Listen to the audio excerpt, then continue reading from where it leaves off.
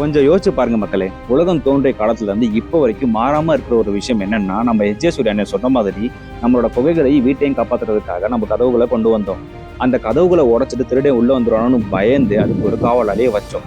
அதுக்கெல்லாம் ஒரு தலைமை உண்டானா? உணவுகளை மட்டுமே காப்பாத்திட்டு இருந்த நம்மளோட நகைகளையும் பணத்தையும் காப்பாத்துறதுக்காக நம்ம வங்கியில போய் போட்டோம். அதுக்கப்புறம் இணையதளம் வந்துச்சு. நீங்க நல்லா யோசிச்சு பாத்தீங்கன்னா தெரியும். முன்னாடி எல்லாம் நம்ம HTTP நம்ம URL யூஸ் பண்ணிட்டு இருந்திருப்போம். ஆனா இப்ப HTTPS யூஸ் பண்றோம். அதுக்கு என்ன காரணம்? பாதுகாப்பு. இப்ப ஏஐயோட காலம். இப்பவுமே நமக்கு இருக்கிற முதல் கேள்வி பாதுகாப்பு. எங்க நம்மளோட டேட்டாலாம் பறிப்பு வருமோன்ற பயம். இதுக்கு தாமஸ் ஹோபிஸ்ன்ற ஒரு இங்கிலீஷ் பிலாசபர் என்ன சொல்றாரு அப்படின்னா, ஒரு தனி மன்னராக இருந்தாலும் சரி, ஒரு மக்கள் அவையாக இருந்தாலும் சரி, ஒரு இறையாண்மை கொண்ட ஆட்சியாளரின் முதன்மை கடமை என்பது அவருக்கு எதற்காக அந்த அதிகாரம் கொடுக்கப்பட்டதோ அதன் நோக்கிலேயே உள்ளது.